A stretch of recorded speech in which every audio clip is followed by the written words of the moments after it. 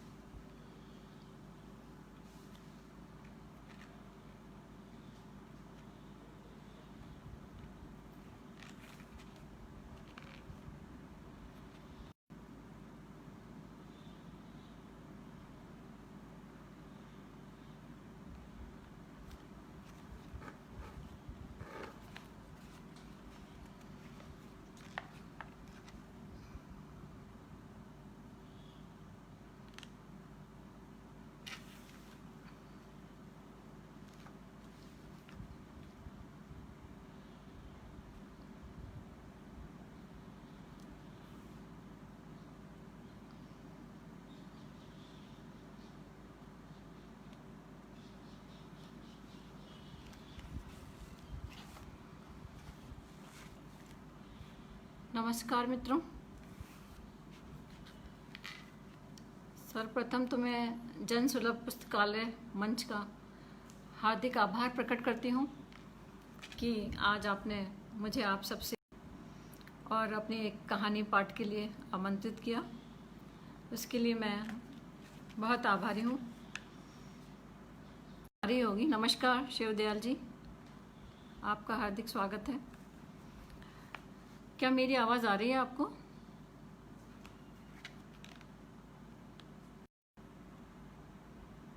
जी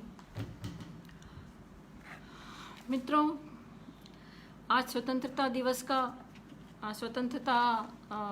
दिवस हमारा कल है।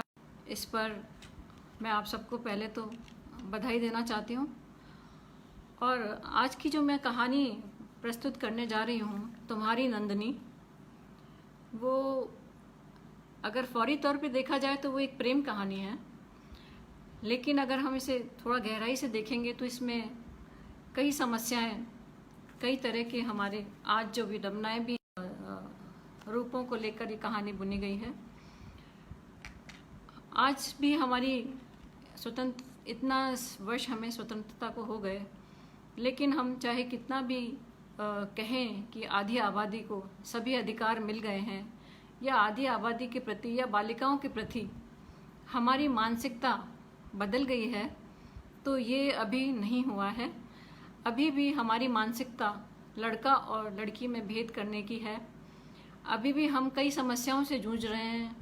अभी भी जो हैं बहुत संवेदनशील, इतनी ज़्यादा भावुक और बेवकूफ़ होती हैं कि समझते हैं लड़के कि इस तरह हैं कि हम उनको किसी भी तरह से बेवकूफ़ बना सकते हैं और वो उनकी बातों में आ जाएंगी। लेकिन आज की लड़की और वो समझती है कि मुझे किस स्तर पर बेवकूफ़ बनाया जा रहा है और मुझे किस तरह से अपना जीवन यापन करना चाहिए, इन सब बातों का सामना करते हुए भी। तो मेरी इस कहानी में कुछ इस तरह की ही बनावट है और इसमें कई तरह की इसी तरह की चीज़ें मैंने शामिल की हैं, जो समय समय पर मुझे लगता था कि ये इनको किसी विस्तार से इनके बारे में लिखूं। तो मैंने ये एक कहानी लिखी है, तुम्हारी नंदनी। इसके लिए मैंने ये कहानी अपने संग्रह में से आपको सुना रही हूँ, और ये संग्रह मैंने हिंदी की 3 वरिष्ठ साहित्यकार हमारी आदरणीय चित्रा मुद्गल जी, ममता कालिया जी, पहले उनसे पढ़वाया था। और उन्होंने इस कहानी के बारे में, चित्रा जी ने ये पढ़ के लिखा था कि तेजी से बदलती जीवन शैली से उपजे नए संक्रमणों के बीच नीलिमा टिक्कू की गहन सृजनात्मकता अपने समकालीनों के मध्य स्त्री विमर्श के प्रचलित मानदंडों के परे शिक्षित और आत्मनिर्भर स्त्री के मनोजगत में गहरे स्वातंत्र के मनोविज्ञान को अपनी पैनी दृष्टि से परखती, खंगालती, उसके उपभोक्तावादी मानसिकता के प्रभाव में असंवेदी होते जा रहे विवेक को प्रश्नांकित करती है, वहीं पितृ गहराई से रेखांकित करती है। चित्रा जी ने ये बात कही, मेरे लिए ये बहुत बड़ी बात है। इसी तरह ममता कालिया जी ने भी लिखा था इसका कि तुम्हारी नंदनी शीर्षक कहानी में अनचाहे विवाह की परिणति बड़े विश्वसनीय ढंग से बतलाई गई है। अबीर नंदनी से अपना सघन प्रेम छोड़कर करता है और हताश जीवन जीता है, वहीं नंदनी समझदारी से संवार लेती है। तो इससे भी थोड़ा सा आपको अंदाज़ा हो रहा होगा इस कहानी के बारे में।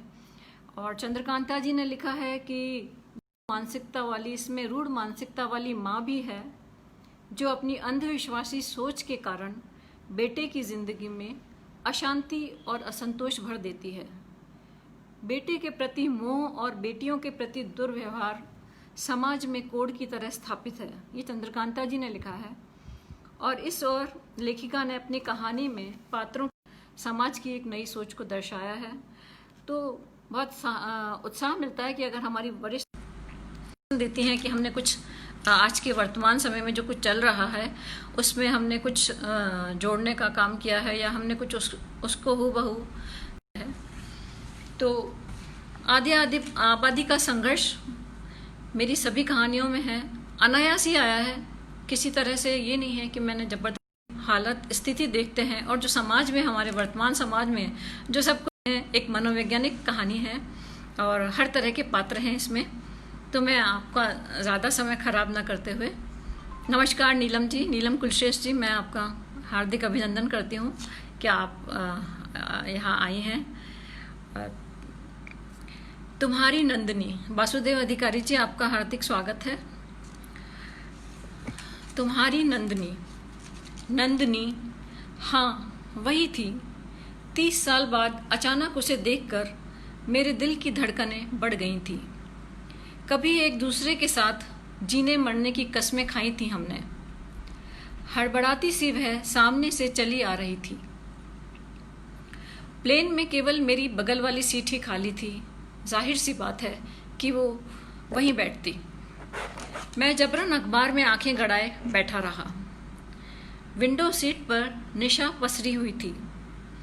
कॉलेज में नंदनी के साथ अकेले वक्त बिताने की चाह में जिस निशा से मैं पीछा छुड़ाने के कई तरह के झूठ बोला करता था, वही निशा मेरी पत्नी बनकर हमेशा के लिए मेरी ज़िंदगी में आ गई थी और जिससे बेइंतहा प्यार करता था वही नंदिनी अब मेरी कुछ भी नहीं थी, यहाँ तक कि उससे मेरी मित्रता भी नहीं रही थी। निशा की उपस्थिति में उसके साथ बैठने में भी मैं असहज हो उठा था। ऐसा नहीं था कि निशा मुझ पर जबरन थोप दी गई थी या नंदिनी से संबंध विच्छेद मुझे मजबूरी में करना पड़ा। उस वक्त मैंने यह निर्णय बहुत सोच समझ कर लिया था। मैं बेहद साधारण परिवार का इकलौता बेटा था। निशा एक बेहद पुरातनपंथी विचारधारा की लड़की थी। इसके विपरीत नंदिनी खुले दिमाग की मिलनसार लड़की थी। हमारे विचार परस्पर मिलते जुलते थे। नंदिनी और मेरे विषय एक से थे, इसलिए हम पूरा समय कॉलेज में साथ ही रहते थे। निशा केवल पॉलिटिकल साइंस के पीरियड में हमारे साथ होती थी।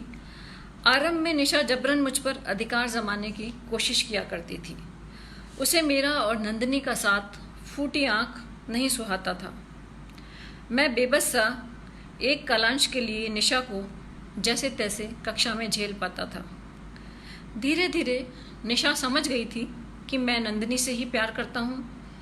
तंग आकर उसने हमसे दूरी बना ली थी। नंदिनी के पिता आसाम में व्यवसाय करते थे। मैं दिन रात उसके सपनों में खोया रहता था। नंदिनी के साथ भविष्य में ठाट बाट से रहने के मेरे सपने तब धराशायी हो गए जब नंदिनी के पिता की किसी ने गोली मारकर हत्या कर दी और नंदिनी को अपनी अधूरी पढ़ाई छोड़कर वापस जाना पड़ा। कॉलेज के हॉस्टल में रखा उसका सामान ज्यों का त्यों पड़ा रहा। नंदिनी फिर कभी वापस नहीं आ सकी। फ़ोन पर रो रो कर उसने बताया था कि किस तरह पिता के व्यवसाय से संबंधित अनगिनत लेनदार आकर धमक गए थे और जिनसे पैसा लेना था वो सब गायब हो गए थे। दुकान मकान बेचकर बड़ी मुश्किल से कर्जे चुकाकर नंदिनी अपने छोटे भाई और माँ के साथ ननिहाल चली गई थी। मैं नंदिनी को प्यार ज़रूर करता था, लेकिन ज़िंदगी में पैसे का इतना अभाव देखा था कि उसके साथ विवाह करके पूरी ज़िंदगी उसके और अपने परिवार की गाड़ी खींचने वाला बैल बनने की हिम्मत मुझ में नहीं थी। ये हमारे आजकल के युवक हैं। निशा अब भी मेरी तरह आकर्षित थी। सभी नहीं, लेकिन कुछ ऐसे भी होते हैं। निशा अब भी मेरी तरफ आकर्षित थी। जिस निशा को मैंने मानसिक स्तर पर कभी अपने योग्य नहीं समझा था, उसी की लंबी चौड़ी जायदाद ने मेरी आंखें चौंधिया दी थी। तिस पर वो अपने पिता की लाडली इकलौती बेटी थी, जिन्होंने अपनी पत्नी की मृत्यु के बाद भी बेटी की वजह से दूसरा विवाह नहीं किया था। मुझे लगने लगा था कि निशा भी कोई बुरी नहीं है। उसके चेहरे पर टपकता रईसी मिजाज उसके पारिवारिक हालात की देन है। हमारे विचार आपस में मेल नहीं खाते तो क्या हुआ, क्या फर्क पड़ता है। विवाह के बाद हम सब ठीक हो जाएगा। मेरे चालबाज मन ने तब सोची समझी साजिश के तहत उससे संबंध बढ़ाने शुरू कर दिए थे। निशा को तो मानो मुंह मांगी मुराद मिल गई थी।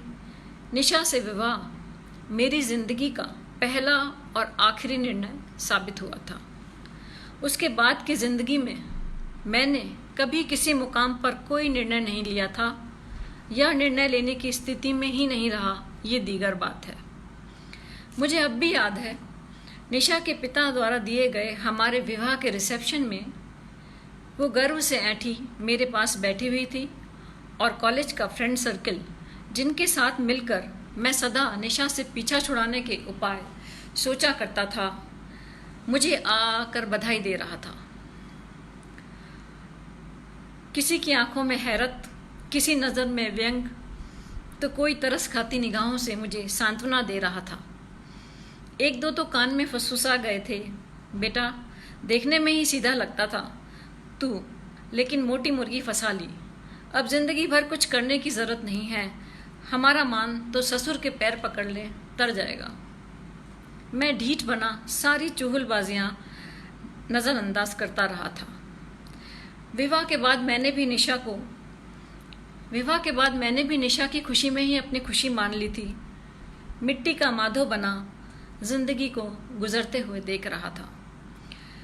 मेरे माता पिता अति उत्साह में इकलौते बेटे के निर्णय को सिर आंखों पर लेते हुए निशा को बहू बनाकर अपने घर ले आए थे। धनाढ्य परिवार की इकलौती बिगड़ैल लड़की को जाकर वो हम सब का दम साधे रहती थी। मैंने शुक्र मनाया था कि निशा के कहने पर मैंने अपनी बैंक की नौकरी नहीं छोड़ी थी। विवाह के 1 साल बाद ही बेटी का जन्म हुआ और मानो घर में विस्फोट हो गया। पढ़ी लिखी निशा इस बात के लिए हमारे घर के सामने रहने वाली शची भाभी को जिम्मेदार ठहराती रही।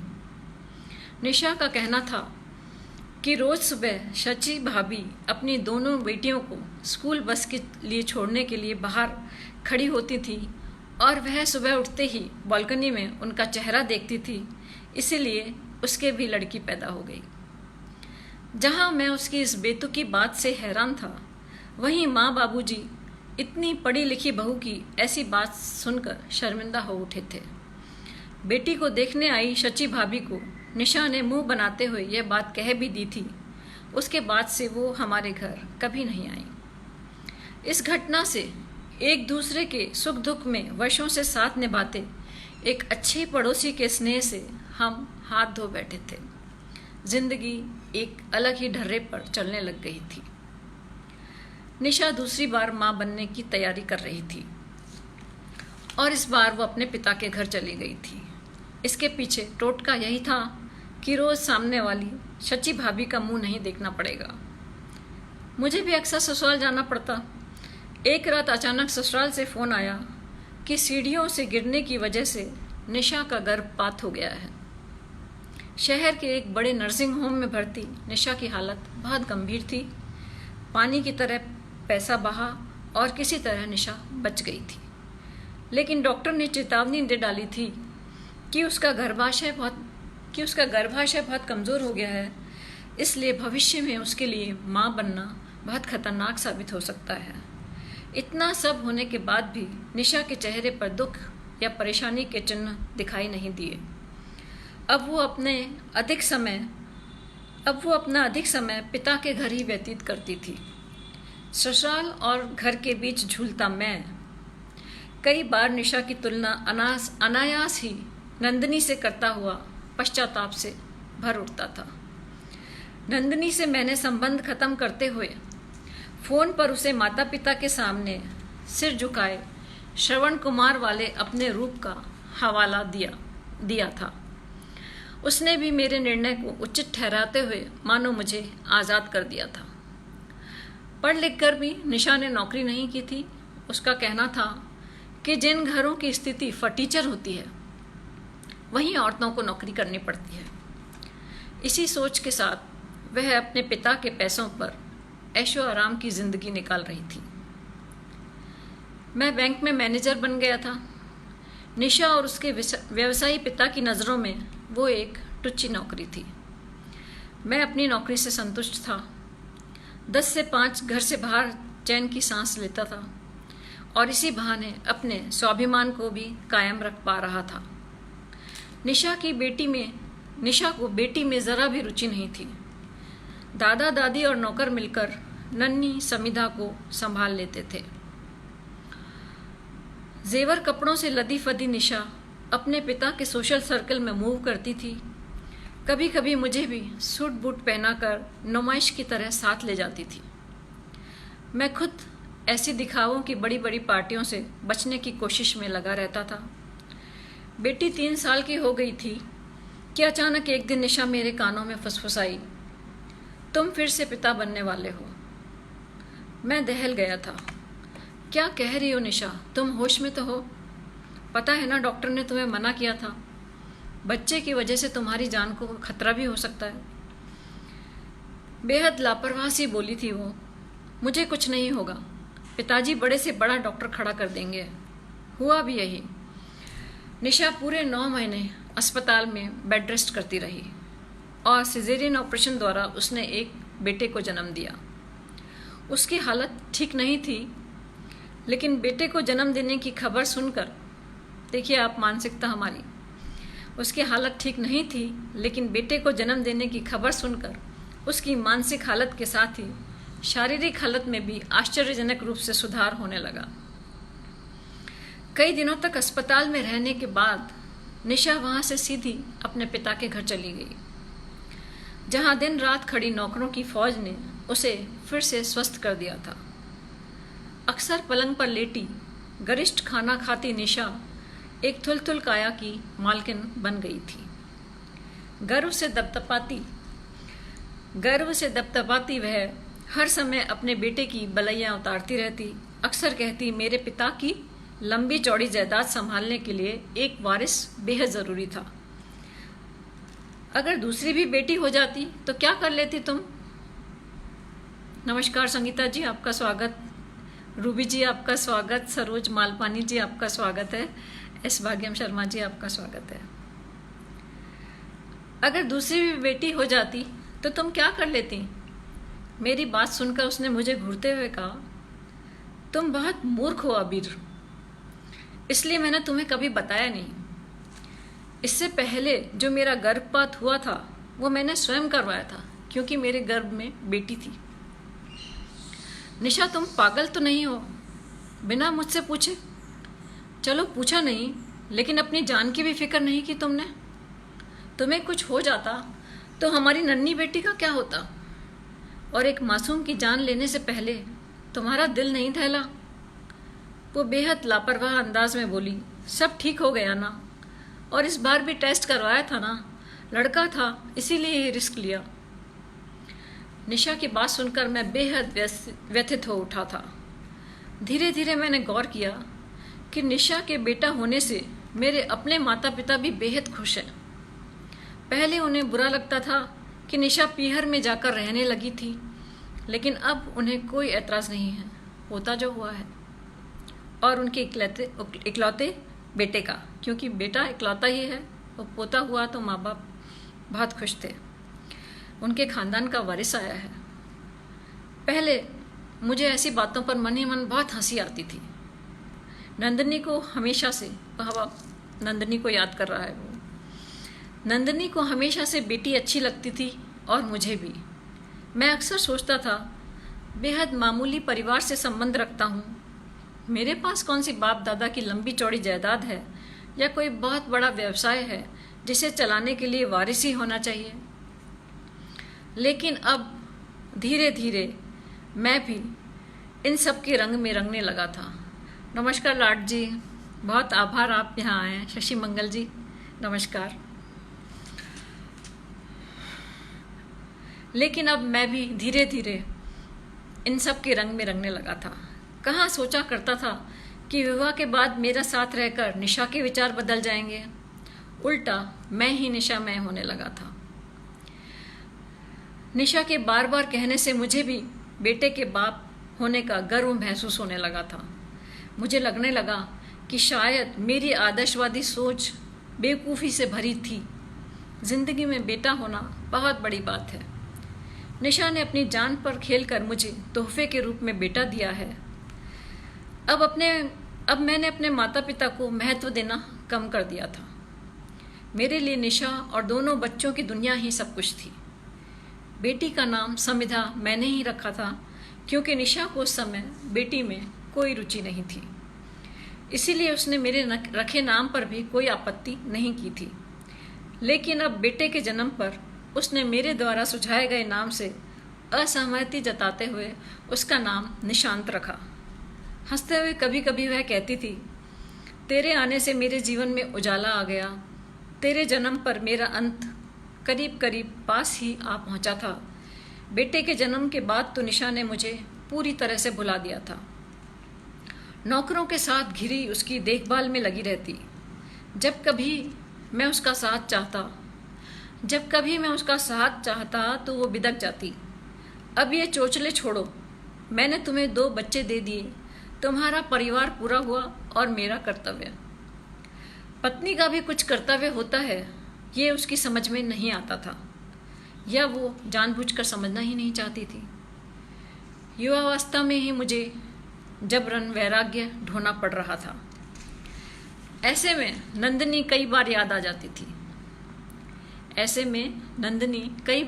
जाती थी, जो अक्सर कहा करती थी, 80-90 साल तक तो हमें एक दूसरे से फुर्सत नहीं मिल पाएगी अबीर। 100 वर्ष के हो जाएंगे तब भजन कीर्तन की सोचेंगे।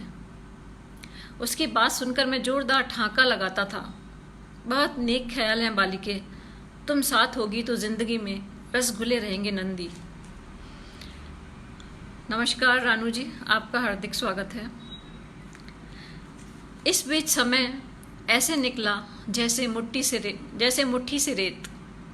दोनों बच्चों ने पढ़ लिख कर नौकरियां पकड़ ली। घर में कोहराम मच गया था, लेकिन दोनों बच्चे नहीं माने। बेटा मुंबई और बेटी बेंगलोर चली गई। बात यहीं ख़त्म नहीं हुई। दोनों ने अपनी पसंद से विवाह करना चाहा। निशा ने बेटे को लंबी चौड़ी जायदाद से बेदखल करने का डर भी दिखाया था, लेकिन वो नहीं माना। स्वभाव के अनुसार निशा ने एक झटके में ही दोनों बच्चों से संबंध तोड़ लिए थे। बेटी दामाद तो विवाह करके सीधे घर में आ धमके थे और उन्हें आशीर्वाद देना ही पड़ा था। लेकिन बेटे को निशा ने फ़ोन कर दिया था कि उसकी पत्नी बनी लड़की उसके जीते जी कभी घर में कदम नहीं रख सकेगी। आज वो बॉस्टन बेटी दामाद के पास जा रहे हैं। बेटी की डिलीवरी होने वाली है। वैसे तो बच्चा बहू के भी होने वाला है। बेटे ने फ़ोन पर बेहद दुखी होकर माँ से अनुनय विनय की थी। देखिए ये फ़र्क बेटी और बेटे का, ये थोड़ा सा इसमें। बेटे ने फ़ोन पर बेहद दुखी होकर माँ से अनुनय विनय की थी। तुम्हारी बहू को कोई संभालने वाला नहीं है माँ, तुम यहाँ आ जाओ, या तुम कहो तो मैं उसे तुम्हारे पास छोड़ जाता हूँ। लेकिन निशा ने आनन फानन में बेटी के पास जाने का फैसला कर लिया था। बेटा माँ से तो कुछ कह नहीं सका, लेकिन मुझसे बोला था, क्योंकि मैं पिता था उसका। पापा, दीदी और मैंने दोनों ने ही अपनी पसंद से विवाह किया था, फिर माँ का हमारे प्रति ये भेदभाव क्यों है? आप घर के बड़े हैं पापा, आपको मम्मी को समझाना चाहिए था। आखिर आपका भी इस घर में कोई डिसीजन चलता है या नहीं? मैं उसे कैसे बताता कि मैंने वर्षों पहले उसकी माँ से विवाह करने का जो निर्णय लिया था, उसके बाद मैं कोई और निर्णय लेने लायक नहीं रहा था। प्रत्यक्षतः यही बोला, तेरे निर्णय से तुम्हारी माँ को बेहद दुख पहुँचा है बेटा। तू इकलौता बेटा था, तुझे लेकर उसने दिल में कई अरमान सजा रखे थे। निशा को अपने पिता द्वारा छोड़ी गई जिस जमीन जायदाद का घमंड था, उसे नकार कर बेटा अपनी मनपसंद युवती के साथ विवाह कर मुंबई के एक कमरे के फ्लैट में रह रहा है। उसके मुंह पर वक्त ने ऐसा तमाचा जड़ दिया है कि अब घायल शेरनी सी वो बहू की शक्ल तक देखने को तैयार नहीं है। शादी बेटी ने भी की है, लव मैरिज, और बेटे ने भी की है, लेकिन वो अपनी बहू की शक्ल देखने को तैयार नहीं है। इधर दामाद की माँ भी अपनी बहू के पास जाने को तैयार बैठी थी, लेकिन अचानक निशा के वहाँ जाने के निर्णय ने उनके उत्साह पर भी पानी फेर दिया था। जीवन के उबड़ खाबड़ पथरीले रास्तों से गुजरता मैं 55 वर्ष का हो चला था। उम्र के इस पड़ाव पर नंदिनी के साथ बैठा मैं, वो प्लेन में बैठा है उसके साथ। उम्र के इस पड़ाव पर नंदिनी के साथ बैठा मैं उससे बचने की नाकाम कोशिश कर रहा हूँ। तभी प्लेन के टेक ऑफ करने की घोषणा होने लगी। मैंने निशा को हिलाकर सीट बेल्ट बांधने को कहा। उसे शायद झपकी आ गई थी। वो हड़बड़ा कर उठ गई।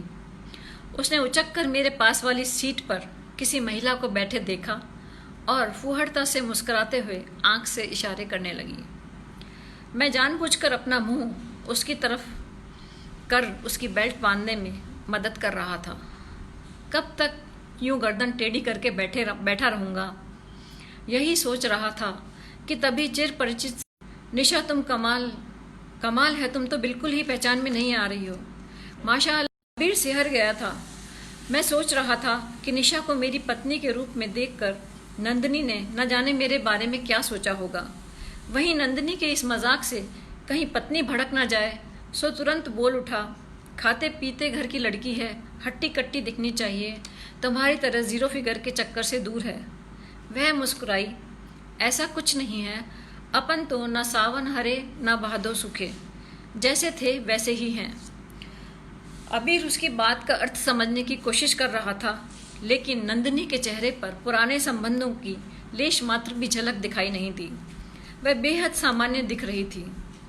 अचानक उसने महसूस किया नंदिनी के पास वाली सीट पर उसका बैठना तुरंत उठ खड़ा हुआ। भाई तुम दोनों सहेलियां बातें करो, मैं किनारे हो लेता हूँ। वह विंडो सीट पर बैठ गया था। हालांकि वो जानता था कि निशा और नंदिनी एक नदी के दो किनारे थे, उनमें कभी घनिष्ठता थी ही नहीं। निशा ने एक बार अपनी मोटी थुलथुल काया को देखा और फिर मोटी ऐनक को ठीक किया। अपनी साड़ी को ठीक करती वो नंदिनी की कमनीयता को हैरानी से निहार रही थी। तुमने अपने आप को इतने फिट कैसे रखा हुआ है नंदिनी? तुम तो अभी भी वैसी की वैसी हो जैसे कॉलेज के ज़माने में दिखाई देती थी। नंदिनी सरलता से मुस्कुरा रही थी।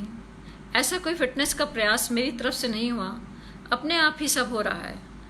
बच्चे कितने हैं तुम्हारे? निशा की खोजती निगाहें मानो नंदिनी के जीवन के सभी रहस्य जानने को उत्सुक थीं। आखिर एक वक्त था जब उसके पति और नंदिनी के प्यार के चर्चे जग जाहिर थे। 3 निशा आश्चर्य से भर उठी। कमाल है, तुम्हें देखकर भला कौन कह सकता है कि तुम 3 बच्चों की माँ हो? नंदिनी पूर्ववत मुस्कुराते हुए बोली, पहली बार जुड़वा बच्चे हुए थे, लेकिन मेरी हसरत अधूरी रह गई थी। 5 साल बाद फिर माँ बनी, लेकिन फिर भी मन की इच्छा मन में ही रह गई। स्वागत है प्रियंका गर्ग जी, सविता सयाल जी। इस बार निशा ने गर्व से गर्दन अकड़ाई। भावना सक्सेना जी, आपका स्वागत है। ओह अच्छा, वैसे तो मेरा भी यही हाल था। पहली लड़की सिजेरियन से हुई थी, तब डॉक्टर ने दूसरे बच्चे के बारे में सोचने से भी मना कर दिया था। लेकिन मेरे पिताजी की इतनी लंबी चौड़ी जायदाद को संभालने वाला तो कोई लाना ही था, और फिर अबीर और उसके परिवार को वंश चालक देने का फर्ज भी तो बनता था। 2 साल बाद ही जान पर खेलकर उनके हाथ में बच्चा थमा दिया। नंदिनी बड़ी हैरानी से उसकी बातें सुन रही थी। निशा, जब डॉक्टर ने तुम्हें सख्ती से मना कर दिया था तो तुम्हें इतना बड़ा रिस्क लेने की क्या जरूरत थी? मैं तो इसे सरासर बेवकूफ़ी ही कहूँगी। नंदिनी, ये तुम कह रही हो, जबकि तुम खुद ही बेवकूफ़ी कर चुकी हो। तुमने ही तो कुछ देर पहले कहा था कि अधूरी हसरत की वजह से तुमने 2 बच्चों के होते हुए भी 5 साल बाद एक और बच्चे को जन्म दिया था।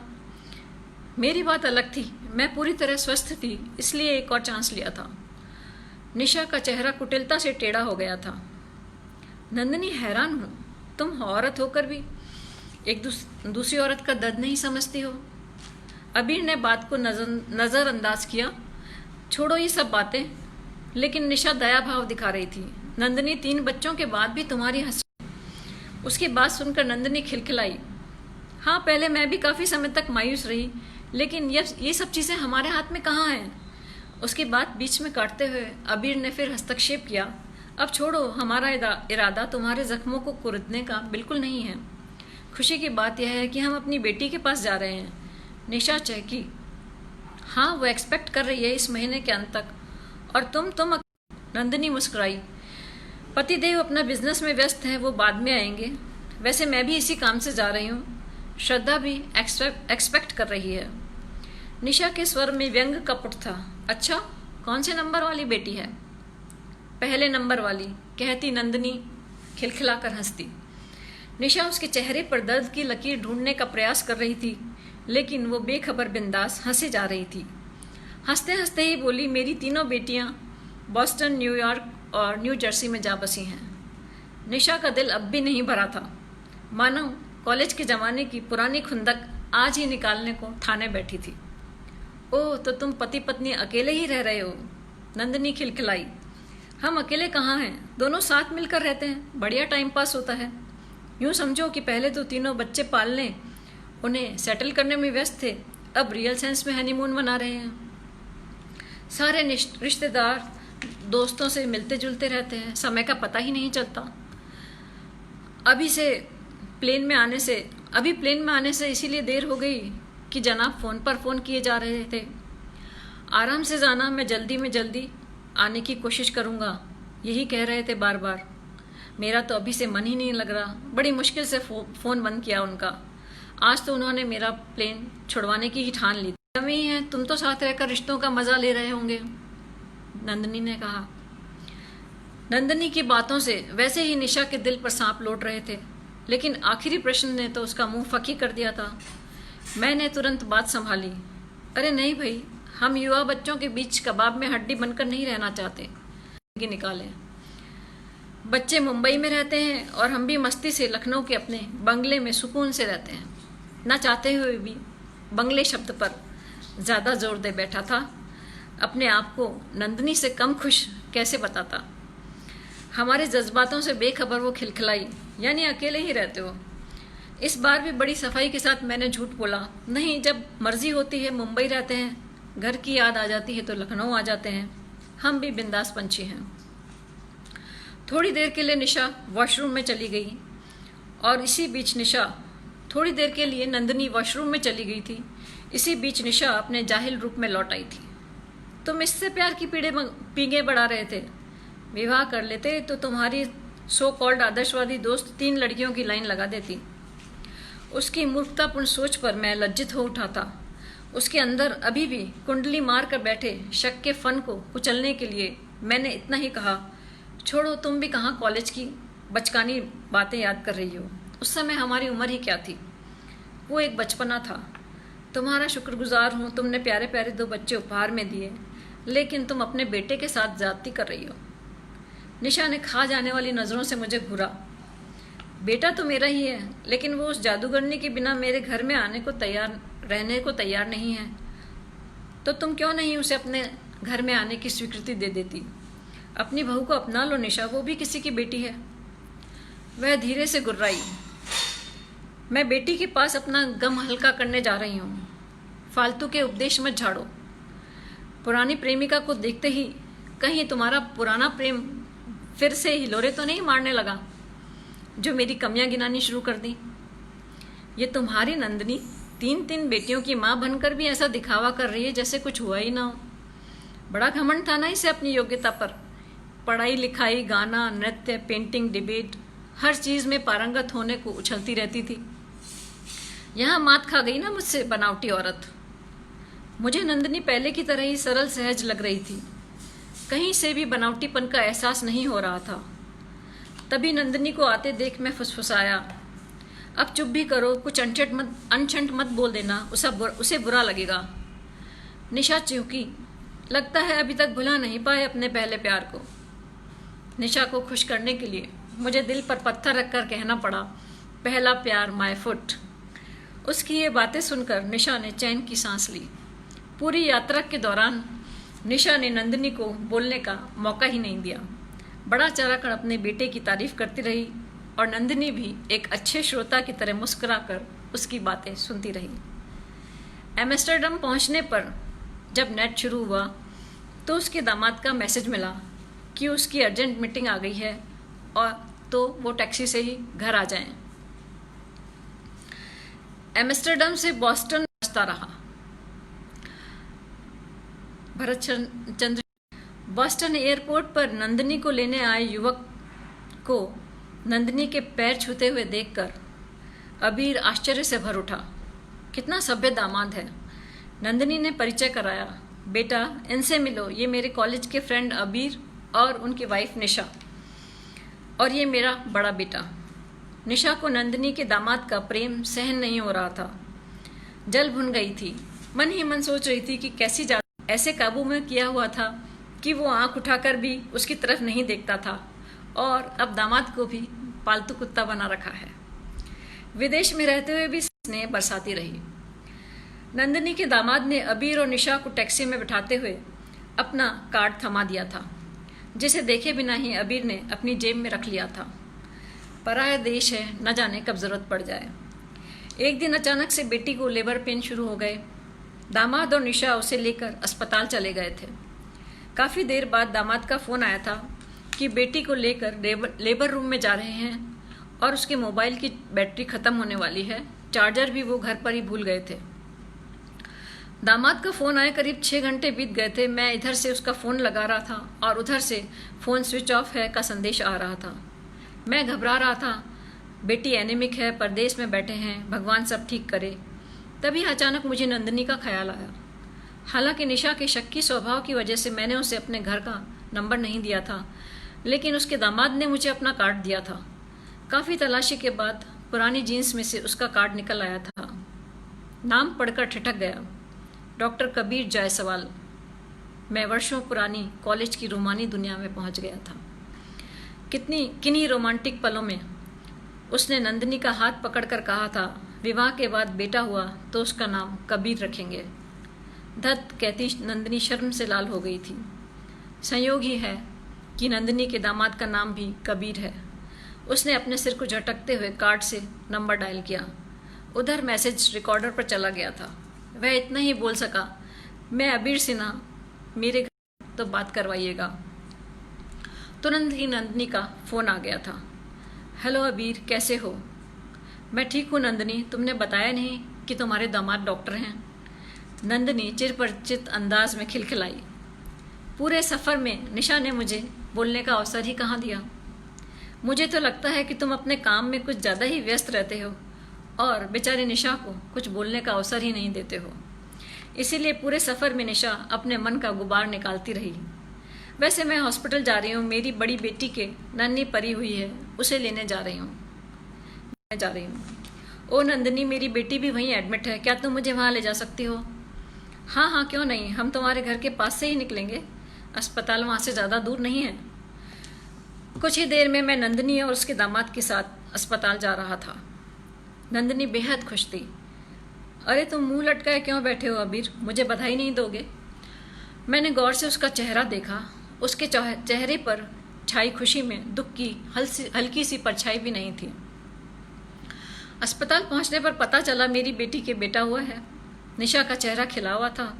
नंदिनी, मैं बहुत खुश हूँ, मेरी बेटी के बेटा हुआ है, अब मैं निश्चिंत हूँ। तुम्हारी बेटी कैसी है? नंदिनी प्रसन्नता से निशा के गले लग गई थी। मेरे घर नन्ही परी आई है निशा, मैं उसका नाम कामना रखूंगी।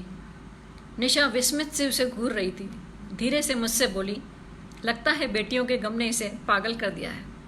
भला ऐसी कौन सी खुशखबरी है ये? मैंने उसे चुप रहने का इशारा किया। नंदिनी अपनी बेटी और दामाद के साथ छोटी बच्ची को घर ले जाने की तैयारी कर रही थी। निशा उसकी बेटी से मिली, फिर उसे प्यार से सहलाते हुए सहानुभूति व्यक्त करती हुई बोली, कोई बात नहीं, अगली बार बेटा होगा तब तुम्हारी मम्मी की वर्षों पुरानी मन में दबी इच्छा पूरी हो जाएगी। उसकी बेटी हैरानी से निशा को ताक रही थी। नमस्कार उमा जी, सुषमा जी नमस्कार, भावना जी नमस्कार। कोई बात नहीं, अगली बार बेटा होगा तब तुम्हारी मम्मी के वर्षों पुरानी मन में दबी इच्छा पूरी हो जाएगी। उसकी बेटी निशा की बात सुनकर हैरानी से उसे ताक रही थी। कैसी बात कर रही हैं आंटी? मम्मी की तो वर्षों से एक ही तमन्ना थी कि उनकी एक बेटी हो, लेकिन भगवान ने उनकी एक ना सुनी। पहले जुड़वा बेटे हुए और 5 साल बाद बेटी की चाह में एक और बेटा हो गया। अब जाकर हमारे घर में बेटी हुई है।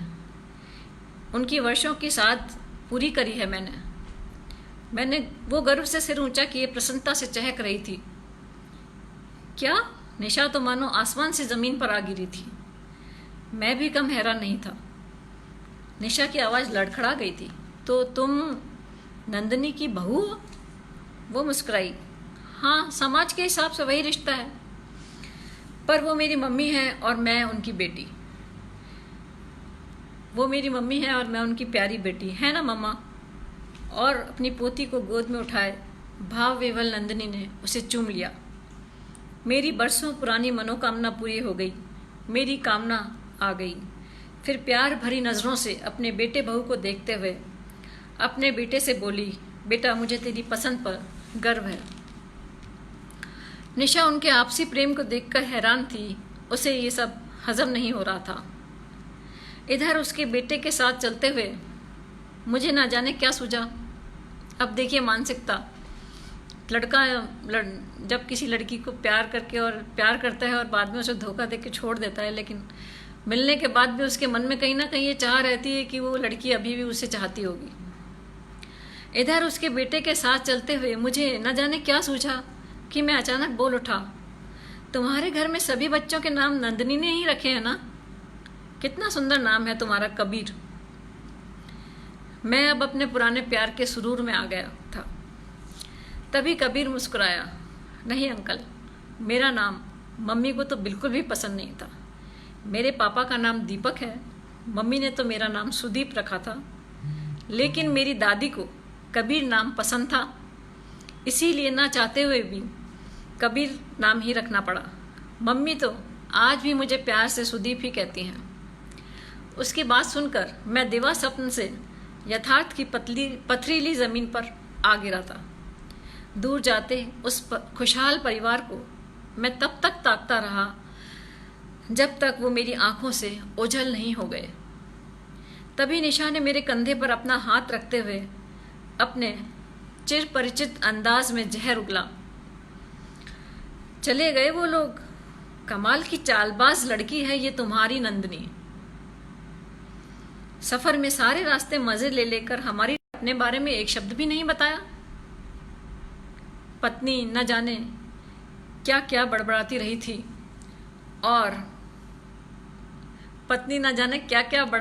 थी और अपनी विवाहित जिंदगी में पहली बार उसके जहर बुझे वाक्य मुझ पर बेअसर हो रहे थे। केवल उसका कहा, ये तुम्हारी नंदिनी, मेरे कानों में रस घोलकर मुझे भाव विभोर किए जा रहा था। काश ये सच होता। ये कहानी यहीं ख़त्म होती है। नमस्कार मित्रों, बहुत बहुत आभार आप सबका जो आज यहाँ इस पटल पर आए हैं, और जनसुलभ मंच का भी हार्दिक आभार कि आपने मुझे ये कहानी सुनाने का अवसर प्रदान किया। नमस्कार सबका अभिवादन, हार्दिक आभार। आशा है आपको कहानी पसंद आई होगी। धन्यवाद।